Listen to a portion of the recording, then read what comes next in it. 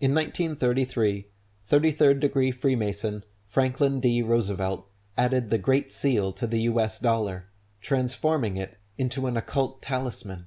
The same year, he signed a gold confiscation order and took the U.S. off the gold standard.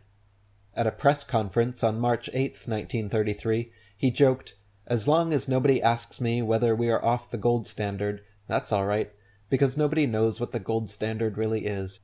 David Icke wrote, "The 33rd degree Freemason and Black Nobility President Franklin Delano Roosevelt had this symbol printed on the dollar bill from 1933.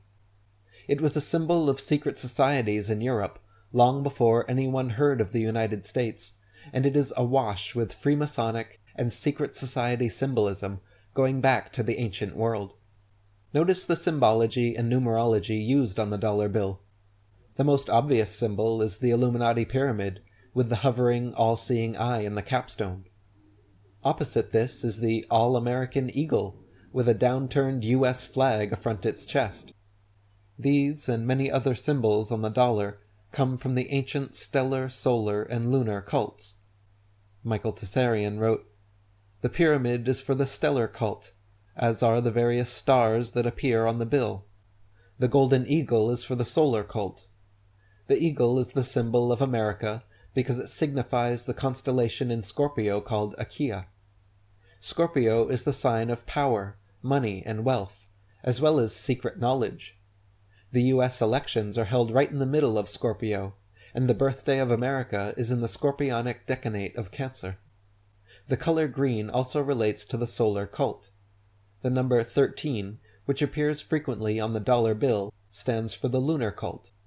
There are 13 months in the lunar year. America originally had 13 states. London is made up of 28 boroughs, this being the number of lunar mansions. 13 is also a stellar cult numeral, much used by the Israelites and other Semitic tribes and nations. Then there are the watermarks, or moon letters, for the lunar cults. The double-headed eagle symbol, which came from Babylon and survived through the Scottish Rite of Freemasonry, has been today adopted by America, Mexico, Israel, Germany, France, Chile, Italy, Honduras, and many others." David Icke wrote, "The eagle is a widely used brotherhood symbol, and it can be found on the coats of arms of many countries, including Egypt, Libya, and Iraq. It was a major symbol for Germany, and it appears in the designs of pulpits and lecterns used by the Christian Church. Seals like the one used on the Great Seal of the United States can be traced back to at least 4000 BC in Egypt, Babylon, Assyria, and India. The word money comes from the lunar cults. Early words for the moon were mon and min, giving us mani, printed at a mint. We have a worldwide monarchy that controls the world's money supply. We have finance ministers, prime ministers, and their ministries being controlled by occult elites and societies. Monks perform monthly ceremonies in monasteries. It is interesting to note that the plant mint is green, our money, printed at the mint, is green, and the Isis moon goddess Statue of Liberty is also green. Someone who is ignorant is green. Moon lovers are lunatics. From the French, they are monsters. You can see how the elite esoterically worship the moon, continuing the lunar cult, while exoterically condemning and marginalizing it. Jordan Maxwell wrote, "You will see beneath the pyramid 1776 spelled out in Roman numerals, plus the words Annuit Coeptis, and is translated as Annuit, our enterprise. Coeptis is translated to mean crowned with success, or is crowned with success. Therefore, Annuit Coeptis is our enterprise, which is now a success."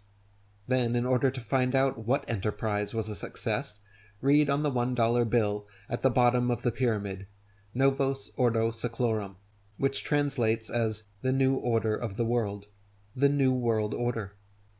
The Latin translation of Annuit Coeptis Novos Ordo Seclorum is, "Our New World Order is crowned with success." The other Latin phrase, E Pluribus Unim, means one out of many, order out of chaos, the Hegelian dialectic, the problem-reaction-solution paradigm used by the elites to drive world events, opinions, and policies. There are 13 letters in Annuit Coeptis, and 13 letters in E Pluribus Unum. The dollar encodes the number 13 repeatedly.